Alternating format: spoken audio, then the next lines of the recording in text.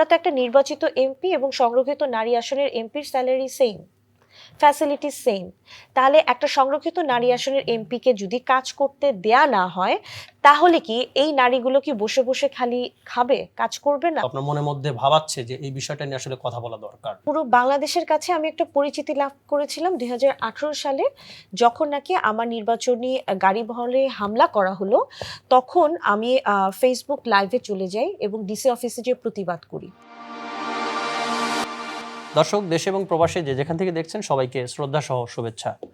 আমরা বিশ্বাস করি ভিন্নমত মানেই বিভাজন নয়, বরং দেশের প্রশ্নে সহমত হওয়াটাই সবচেয়ে বড় দায়িত্ব। আসন থেকে রাষ্ট্র দায়িত্বের সংলাপ আয়োজনে আজ আমাদের সাথে সম্মানিত অতিথি হিসেবে উপস্থিত আছেন ডাক্তার সানসিলা জেবরিন প্রিয়াঙ্কা, সংরক্ষিত নারী আসন 15 এর নির্বাচিত সংসদ সদস্য। স্বাগতম আপনাকে। আপনাকেও স্বাগতম।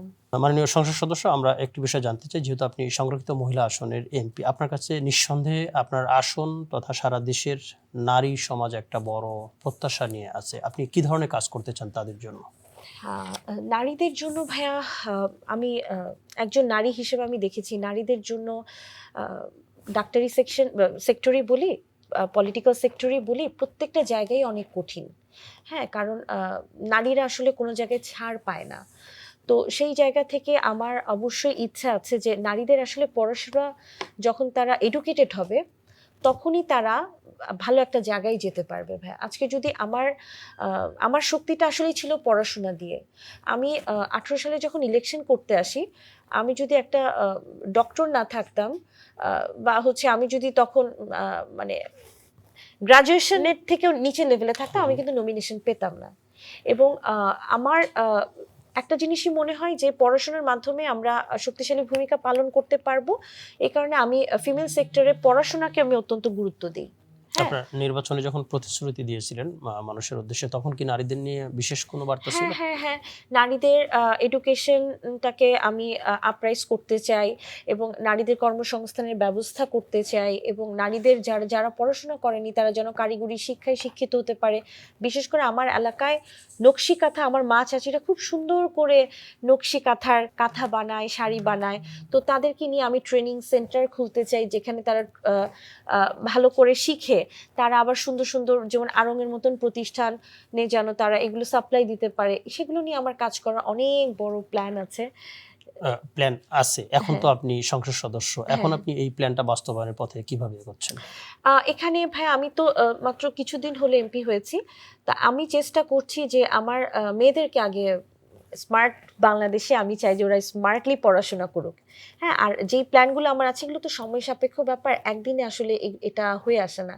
এটার জন্য আমার একটা লং টার্ম, আমি এলাকায় যাচ্ছি, তাদের সাথে যোগাযোগ করছি। অনেকে আছে যে যারা টাকার অভাবে পড়তে পারছে না, তাদেরকে কিভাবে একটু পড়াশোনার সাপোর্ট দেওয়া যায় টাকা পয়সা দিয়ে, সেই দিকেও আমি ট্রাই করছি তাদেরকে যেন আমি সাপোর্ট দিতে পারি। বিশেষ করে যারা বৃত্তি পাবে বা বৃত্তি পাচ্ছে বা যারা গ্র্যাজুয়েশনের চান্স পেয়েছে বুয়েট বা মেডিকেলে, তাদেরকে যেন আমরা সহযোগিতা করতে পারি। এবং যারা নাকি কোচিংয়ে ভর্তি হতে পারছে না, তাদের জন্য কিন্তু আমি চেষ্টা করছি যে যেন তাদের কোচিং সেন্টারে কিছু একটা বিশেষ ডিসকাউন্ট দেওয়া যায় বা যারা ট্যালেন্ট আছে ফ্রি পড়াশোনা করানো যায়, সেই দিকে আমি চেষ্টা করছি। আপনি যখন আপনার আসনে যাচ্ছেন, আপনি নির্বাচিত হওয়ার পরে, মানে সংরক্ষিত মহিলা আসনের এমপি হওয়ার পরে, এখন যখন যাচ্ছেন, আপনার অঞ্চলের যে নারীরা আছে তারা আপনার কাছে এসে কি চাচ্ছে, এখন কি প্রত্যাশা করছে? বেশিরভাগ ক্ষেত্রেই তারা চাকরির জন্য আবেদন করে। হ্যাঁ, আবার কেউ কেউ আসে বদলির জন্য আবেদন করে। কেউ কেউ আছে যে মেয়ের বিয়ে দিবে, সেটার জন্য আবেদন করে। আবেদনের কোনো শেষ নাই ভাইয়া। হ্যাঁ, যে মানে তাদের চাওয়া পাওয়া, এবং তারা যে আমি কখনোই বিরক্ত হই না একটা কারণেই, যে তাদের চোখে মুখে যে চাওয়া পাওয়া, এই চাওয়া পাওয়াটা তারা আমার মধ্যে খুঁজে পাওয়ার চেষ্টা করে। এই একটা কারণে আমার তখন মনে হয় যে আমার লেভেল থেকে আমি যতটুক পারবো তাদের জন্য সর্বোচ্চ চেষ্টা করব।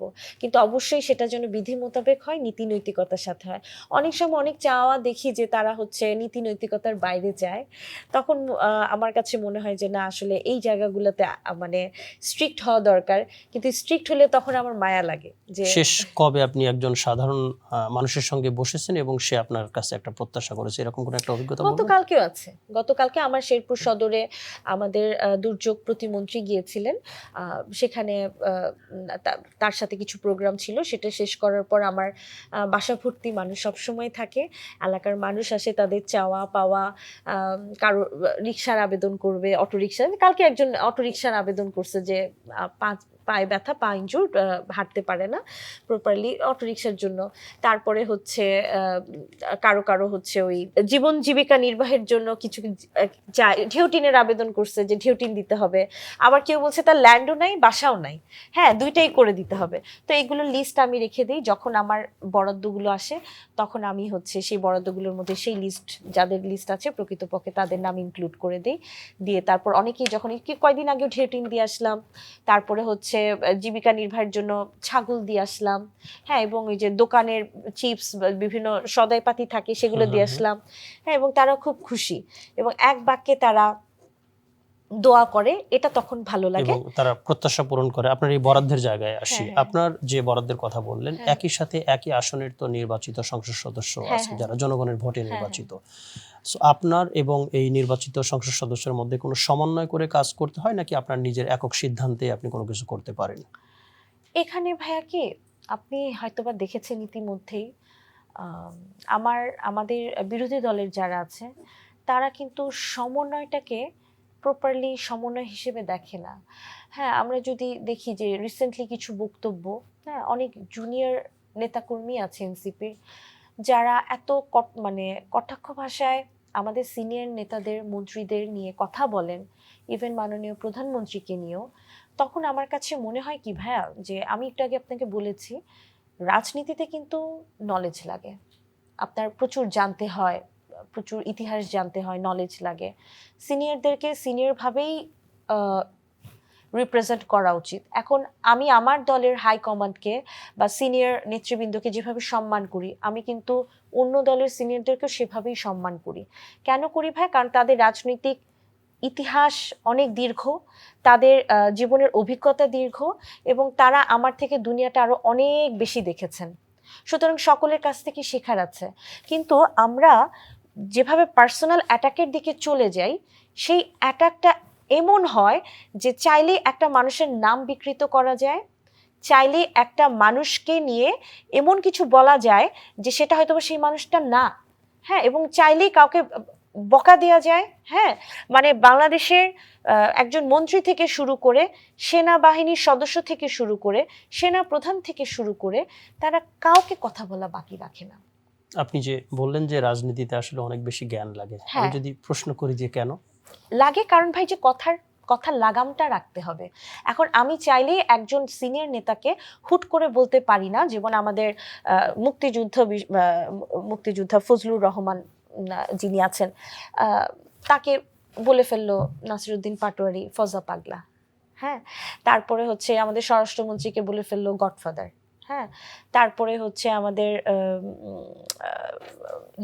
স্থানীয় সরকার মন্ত্রীকে বলে ফেললো উনি তো কিছুই জানেন না, মানে এই ধরনের কথাগুলা। হ্যাঁ, তারপরে ওই সেনাবাহিনীর সদস্যদের নিয়ে বলে এরা হচ্ছে যে কিছুই জানে না, এদের মাথায় কিছু নাই, কি ঘিলু নাই, এরা হচ্ছে যে না সংবিধান বুঝে না স্টেট বুঝে। কিন্তু যাদেরকে নিয়ে বলা হচ্ছে এদের জীবনের অভিজ্ঞতা কি একবার আমরা দেখি? আমরা যদি একটা সেনাবাহিনীর সদস্য দেখি তারা কি পরিমাণ স্ট্রাগল করে এই জায়গাটায় আসে, বা আমরা যদি একজন বড় নেতাকে দেখি, মন্ত্রীকে দেখি, ভাই আমার তো রাজনৈতিক ইতিহাস এতটুক, এখানেই ভাই আমি চড়াই উতরায় পার করে অনেক কিছু হারিয়ে এই জায়গাটায় আসা। আর সেখানে যারা দীর্ঘদিন রাজনীতি করেছে তাদেরকে সম্মানটা অনেক বড়, মানে তাদের এরিয়াটা অনেক বড়, সম্মানের জায়গাটা। তারা প্রচুর সাফার করে এসেছে, বছর বছর জেল খেটেছে, কোর্টে হাজিরা দিয়েছে, নেতাকর্মীদেরকে ধরে রেখেছে, এলাকাবাসীকে ধরে রেখেছে, দেশবাসীকে ধরে রেখেছে। কিন্তু তাদেরকে উদ্দেশ্য করে যারা বলছে, আপনি কি বলতে চান তারা জ্ঞানহীন? না, আমি জ্ঞানহীন বলবো না, আমি যেটা বলবো যে রাজনীতিতে একটা নর্মস থাকে।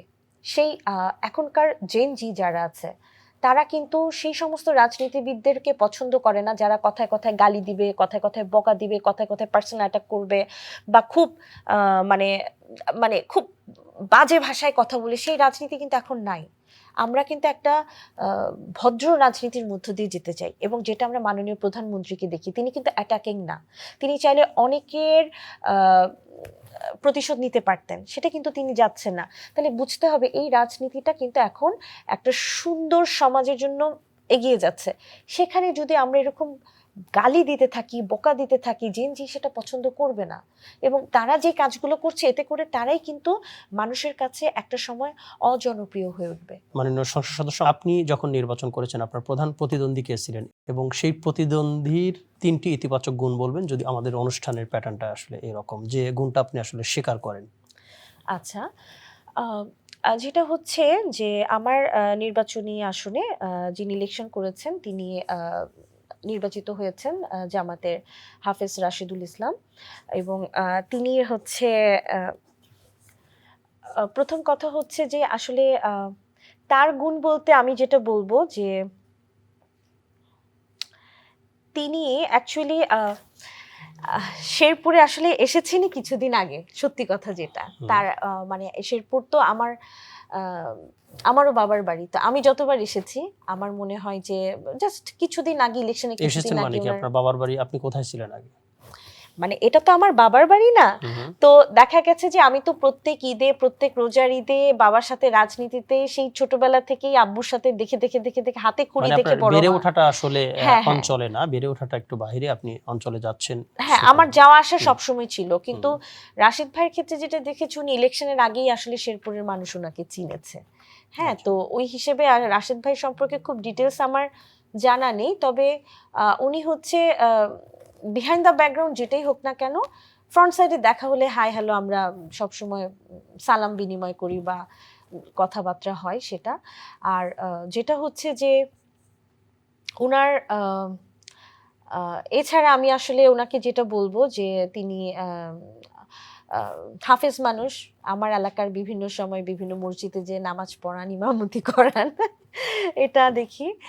আর যেটা হচ্ছে যে রাশেদ ভাই চেষ্টা করেন এলাকার মানুষের জন্য কাজ করার, এবং উনি যেটা হচ্ছে যে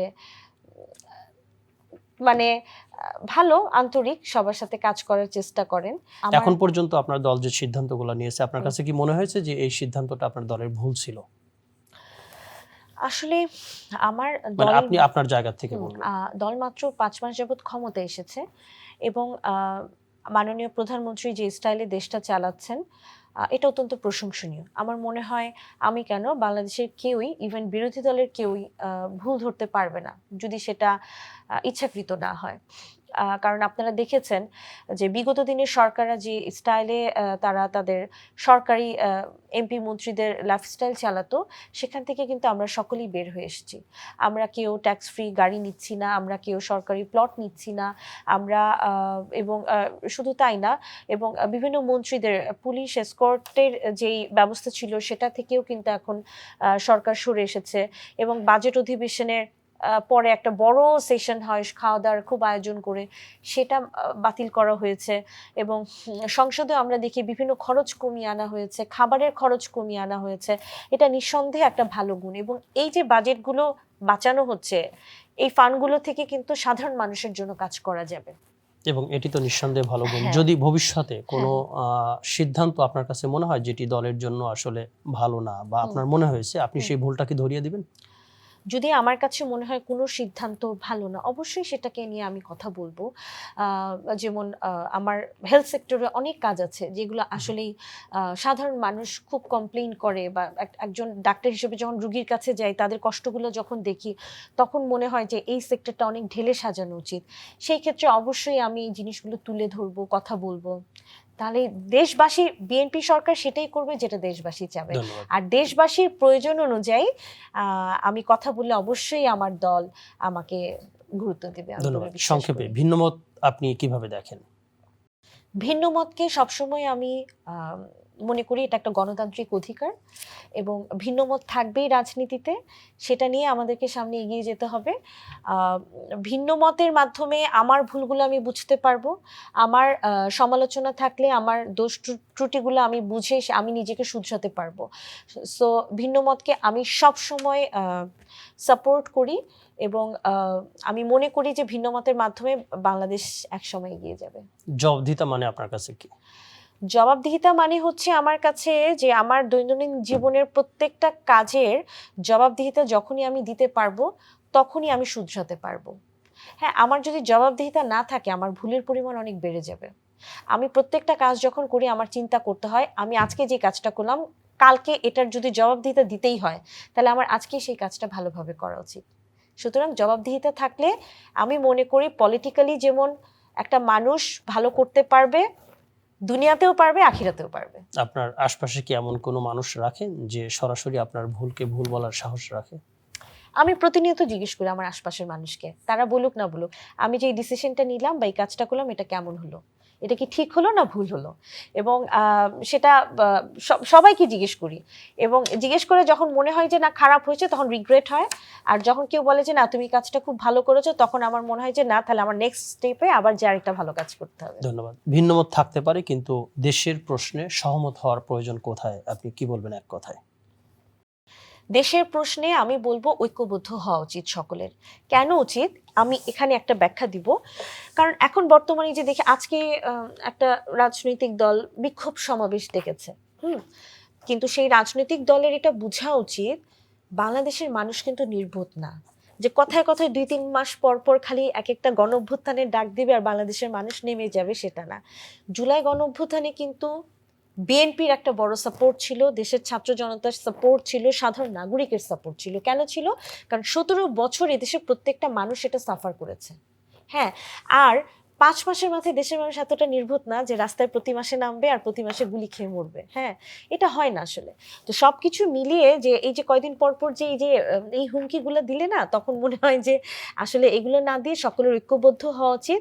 আমার মনে হয় ঐক্যবদ্ধ বাংলাদেশের মাধ্যমেই আমরা একটা বাংলাদেশকে এগিয়ে নিয়ে যেতে পারবো। কারণ ভাইয়া এখানে আমি একটু আগে ডিফারেন্সিয়েট করলাম না যে এখানে বিএনপির প্রত্যেকটা সিনিয়র লিডার থেকে শুরু করে সর্বকনিষ্ঠ প্রার্থী যদি বলেন সকলের সাফারিংস হচ্ছে দীর্ঘ লং টার্মের, বছরের পর বছর। আর যারা নাকি 36 দিনের কর্মকাণ্ড করে নেতা নেত্রী বা এমপি হয়েছেন তারা আসলে এই কষ্টটা বুঝে না। এই কারণে 36 দিনের মতন তাদের 36 দিনে তারা সংস্কার করতে চায়, 36 দিনেই তারা মানে সবকিছু চায়। হ্যাঁ, মানে তাদের সবকিছু 36 দিনেই হওয়া লাগবে, এরকম একটা মাইন্ড সেট আপ তাদের। আপনি তো সর্বকনিষ্ঠ, কেউ কি বলে যে আপনি জেনজি কিনা? কেউ এরকম প্রশ্ন করে?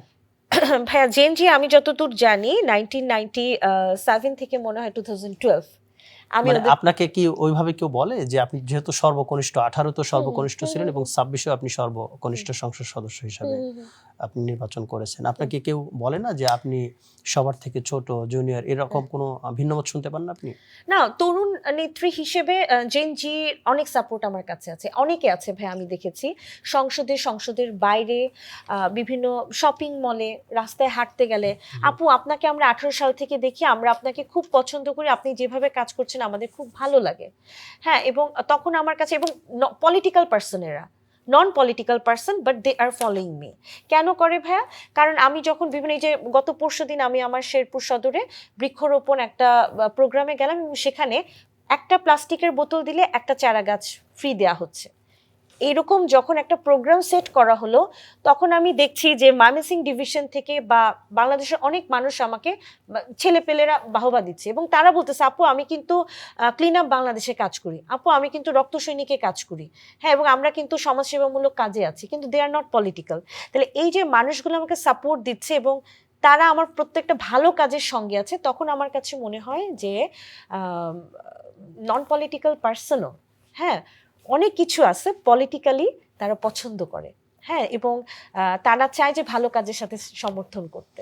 ধন্যবাদ। আপনার যে অভিজ্ঞতা রয়েছে এবং অল্প বয়সে যেভাবে আপনি রাজনীতির সঙ্গে জড়িত হয়েছেন এবং সেই সাথে আপনি একজন ডাক্তার, এই এই দুইটা বিষয় মিলায় যে আপনি অভিজ্ঞতা অর্জন করেছেন, সরকার যদি বা আপনার দল যদি আপনাকে এর চেয়ে বড় কোনো দায়িত্ব দিতে চায়, আপনি আসলে কোন দায়িত্বটা গ্রহণ করতে চান এবং দেশের মানুষের জন্য কাজ করতে আপনার সুবিধা হবে আপনার অভিজ্ঞতার আলোকে?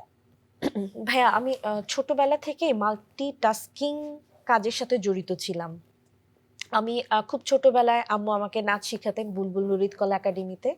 শুধু নাচ শিখাতেন না, ওখানে আমাদের রিটেন এবং ভাইবা পরীক্ষা তার মানে হতো। আপনি নাচেরও শিল্পী। হ্যাঁ, রিটেন ভাইবা পরীক্ষা হতো। সেই রিটেন ভাইবা পরীক্ষাতে আম্মু আমাকে রিটেনে নোট করে করে পড়াতেন এবং নাচের স্কুলে তো নাচ শিখাতেন, নাচের কোচিং সেন্টারেও নিয়ে যেতেন। হ্যাঁ, আচ্ছা। এবং ছোটবেলায় আর্টও শিখিয়েছেন আম্মু। পরবর্তীতে আব্বু একটা সময় আর কি বললেন যে মেয়ে মানুষ বিভিন্ন অ্যাডভার্টাইজমেন্ট বা বিভিন্ন ইয়ার যখন অফার পেলাম নাচের প্রোগ্রামে, তখন একটা সময় ক্লাস 7 এর পর আব্বু বলল যে আমি আমার মেয়েকে এই সেক্টরে ডেভেলপ করতে চাই না, ও ডাক্তারই হবে। তো তখন পড়াশোনায় মনোনিবেশ করলাম এবং পড়াশোনার পাশাপাশি আমি ছোটবেলা থেকে স্টুডেন্ট পড়াতাম। এমন ছিল না যে আমার আলহামদুলিল্লাহ আমার ফ্যামিলির ইকোনমিক্যাল সাপোর্টটা ভালো ছিল, কিন্তু আমার না ভাইয়া কখনোই নিজেকে না আমি ওইভাবে নিজেকে ডেভেলপ করি নাই যে না আমার অনেক কিছু আছে, বা আমি আমার ফ্রেন্ডরা আমাকে বলতো যে তুমি এত পড়াশোনা কেন করো। হ্যাঁ, মেডিকেলে উঠেও আমি মানে পড়তে খুব পছন্দ করি, যে যতটুকু পড়লে হয় সিলেবাসের বাইরেও আমার পড়তে খুব ভালো লাগে। তো তারা অবাক হইতো যে তোমার তো অনেক কিছু আছে, তুমি এত পড়াশোনা করে তুমি কি করবা, মানে তারা আমাকে ডিমোটিভেট করতো। কিন্তু আমি কখনো নিজেকে ওইভাবে চিন্তাই করতাম না। আমি চিন্তা করতাম একজন সাধারণ মানুষ, আমার নলেজ অ্যাকোয়ার করতে হবে। এবং আমি মেডিকেল কলেজেও প্রচুর স্টুডেন্ট পড়িয়েছি, নিজের পড়াশোনা করতাম, অন্যদেরকে পড়াশোনা করাতাম এবং পাশাপাশি আমি জবও করতাম ভাইয়া। এবং করোনাকালীন সময় যখন সব সেক্টর বন্ধ, অনলাইন মানে অনলাইন আমাদের সব কাজ করতে হতো, তখন আমি এক্সট্রা আরও জব করতাম। হ্যাঁ, মানে অনলাইন ভিত্তিক পেশেন্টকে অনলাইনে দেখা শুরু করলাম এবং একটা মেডিকেল কলেজে লেকচারার ছিলাম, একই সাথে পড়াশোনা করতাম। সবসময় মাল্টিটাস্কিং করতে খুব পছন্দ করি। তো একই সাথে পলিটিক্সও করতাম। আবার দেখা যাচ্ছে এমনও হয়েছে ভাইয়া, আমি যখন আমার পোস্ট গ্রাজুয়েশন পরীক্ষা member of royal college of surgeon, যেটা ইংল্যান্ড থেকে আমি নিয়েছি আলহামদুলিল্লাহ জেনারেল সার্জারিতে, পার্ট এটা দেশে পরীক্ষা দিয়ে যায়, পার্ট বিটা বাইরে যেয়ে দিতে হয়। পার্ট বি পরীক্ষার আগে আমার পার্টি অফিসে একটা মিটিং ছিল, তৎকালীন আমাদের ভারপ্রাপ্ত চেয়ারম্যানের সাথে একটা জুম মিটিং ছিল। তো আব্বু আমাকে নিয়ে গেলেন, সেখানে অনেকক্ষণ পার্টি অফিসের সামনে দাঁড়িয়ে থাকতে হয়েছিল, বিভিন্ন মিটিং করা ছিল। আমি ঠিক ওখানে দাঁড়িয়েও পড়েছি ভাইয়া, এমন হিস্ট্রিও আছে। মানে আপনার বাবার সঙ্গেই আপনি হ্যাঁ, যখন হ্যাঁ, বাবা বিভিন্ন হ্যাঁ, জায়গায় হ্যাঁ, যেতেন আপনাকে নিয়ে যেতেন। হ্যাঁ নিয়ে যেতেন এবং সেখান থেকে আমার অনেক মানে এক্সপিরিয়েন্স হয়েছে। খুব কিন্তু সুন্দর। তখন তাহলে যদি ওই জায়গা থেকে যদি প্রশ্ন করি যে আপনার বাবাও যেহেতু একজন রাজনীতিবিদ ছিলেন, আপনার বাবার কোন বিষয়টা আপনাকে এখনো ভাবাচ্ছে এবং রাজনীতিতে সহায়ক হিসাবে কাজ করছে? আমার বাবা না ভাই খুব পরিশ্রমী একটা মানুষ, তার কাছ থেকে আমি আসলে পরিশ্রমটা শিখেছি। তিনি দেখা যাচ্ছে সকাল থেকে সারাদিন অফিস করছে, ব্যবসায়িক কাজকর্ম করছেন, আবার হুট করে শেরপুর রাতে চলে গেলেন। আবার পরদিন সকালে মিছিল মিটিং আন্দোলন সংগ্রাম করতেছে, আবার দেখা যাচ্ছে পরদিন সন্ধ্যাবেলায় দেখলাম সে অ্যারেস্ট হয়ে গেল। মানে ফ্যাসিস্ট বলে। রাজনৈতিক কোনো কৌশল আপনাকে শিখিয়েছে যে কিভাবে রাজনীতিটা আসলে করতে হবে? আসলে রাজনীতিটা কি আমরা তো আসলে বুঝি না, আমরা হ্যাঁ, সাধারণ মানুষ যারা আমরা বুঝি না। রাজনীতি আমার বাবাকে দেখে যেটা দেখেছি যে হচ্ছে এখানে অনেক স্যাক্রিফাইস করতে হবে, প্রচুর সময় দিতে হবে এবং প্রচুর আমার মানুষের সাথে যোগাযোগ মেনটেন করতে হবে। এটা তার কাছ থেকে আমার দেখা এবং তার কাছ থেকে আমি একটা জিনিস শিখেছি যে কখনো অবৈধভাবে কারো কাছ থেকে টাকা নিবা না। এবং কাউকে এবং আমার বাবা একটা কথা বলেছে যে কাউকে চাকরি দিবা, যদি তোমার হাতে সে ক্ষমতা থাকে চাকরি দেওয়ার, টাকার বিনিময়ে সেটা দেওয়া যাবে না এবং কখনো লাভ খুঁজবে না। অনেক মানুষকে চাকরি দেন? না, যেমন হচ্ছে আমার একটা সাইনে হয়তোবা দেখা যায় যে একটা, যেমন কালকে একজন আসছে আমাকে বলছে যে অমুক মন্ত্রণালয় আমার ছেলে পরীক্ষা দিছে, রিটেনে টিকছে, আর ভাইবাটা তুমি যদি একটু বলে দিতা। বা আরেকজন বলতেছে যে বিসিএস এর রিটেনে 2বারই টিকছে, কিন্তু ভাইবাতে সে যেন না আটকে একটু বলে দিতা। হ্যাঁ, তখন আমার কাছে মনে হয় যে আচ্ছা ঠিক আছে, যে একটা মানুষ যদি আমার কথা বলার কারণে আমার এলাকার একটা মানুষের উপকার হয়, আমি না হয় বললাম। সবাই তো আমার বাবার সাথে রাজনীতি করা ব্যক্তিবর্গ বা অনেক ত্যাগী লোক, তো আমি না হয় একটা রিকোয়েস্ট করতে পারি। কিন্তু আমার বাবার সবসময় একটা কথা যে কখনো কারো উপকার টাকার বিনিময় করবা না, এবং যেটা আমি কখনোই সেটা করি না, আমার বাবাও কখনো করে নাই। তিনি দিয়ে আসছেন রাজনীতিতে, অনেক মানুষের উপকার করেছেন, অনেক ছেলে মেয়েকে পড়িয়েছেন, অনেক ছেলে মেয়ের বিয়ে দিয়েছেন, কিন্তু কখনো ভাইয়া মানে আমি তাকে নিতে দেখি নাই কারো কাছ থেকে। ধন্যবাদ। আপনি আপনার আসনের মানুষ নিয়ে কথা বলছেন। আমরা সেই জায়গা থেকে একেবারে অনুষ্ঠান শেষ প্রান্তে যদি প্রশ্ন করি যে আপনার আসনের মানুষের উদ্দেশ্যে আপনি কি বলতে চান, এবং সেই সাথে আপনি আসনের আপনার অঞ্চলের যদি কোনো নিজস্ব ভাষা থাকে সেই ভাষায় আপনি বলে দেবেন। আচ্ছা, আমি আমার এলাকার মানুষজনের জন্য এটাই বলবো যে আমি আসলে শেরপুর সদরে যেই সময় আমি মাঠে নেমেছিলাম তখন আমি খুবই ইয়াং ছিলাম এবং শেরপুর সদর সম্পর্কে অনেক কিছু আপনার জানতাম না। অঞ্চলের ভাষা। নিজস্ব ভাষা আছে? আমার নিজস্ব ভাষা আছে ভাই, কিন্তু খাইসুন নি পড়ছুন নি। আমাদের অনুষ্ঠানের প্যাটার্নটাই এরকম, আপনি শেষে আপনার অঞ্চলে একদম শিকড়ের ভাষায় আপনি বলে দিবেন। এটা তো কঠিন আমার জন্য বলা। মানে ওদের কিছু কিছু ওয়ার্ড আমি পারি, যেমন হচ্ছে যে ওরা উচ্চারণ করতে পারে না, রাতকে বলবে আইত, হ্যাঁ, বা নাম যদি কারোর নাম রাতুল হয় বলবে আতুল, হ্যাঁ, এইভাবে তারা বলে। আমি ওইভাবে যতটুকু সম্ভব একটা লাইন হলেও আপনি বলে আপনি একটা জাস্ট বার্তা দিয়ে দেন। আমার ভাষায় বলি, আমি শেরপুর সদরের প্রত্যেকটা মানুষকে অনেক ভালোবাসি। ধন্যবাদ। এটাই বলবো। ধন্যবাদ আমাদের অনুষ্ঠানে আসার জন্য এবং আপনার গুরুত্বপূর্ণ মতামত দেওয়ার জন্য। দর্শক, আপনারা যে যেখান থেকে দেখলেন ভিন্ন মতের সহমত, আমাদের আজকের অতিথি ছিলেন, আপনারা নিঃসন্দেহে জানেন যে সংরক্ষিত মহিলা আসনের এমপি। তার কথার মধ্যে যদি কোনো ভিন্ন মত থাকে আপনারা কমেন্টের মাধ্যমে জানিয়ে দিবেন, এবং সেই সাথে যদি আমাদের গুরুত্বপূর্ণ কোনো আলোচনা বাদ গিয়ে থাকে তার আসন নিয়ে এবং দেশের নারী সমাজ নিয়ে, আপনারা কমেন্টের মাধ্যমে জানিয়ে দেবেন। নিঃসন্দেহে তিনি এটি দেখবেন এবং সেটি সমাধানের চেষ্টা করবেন। ধন্যবাদ, সুস্থ থাকবেন, ভালো থাকবেন।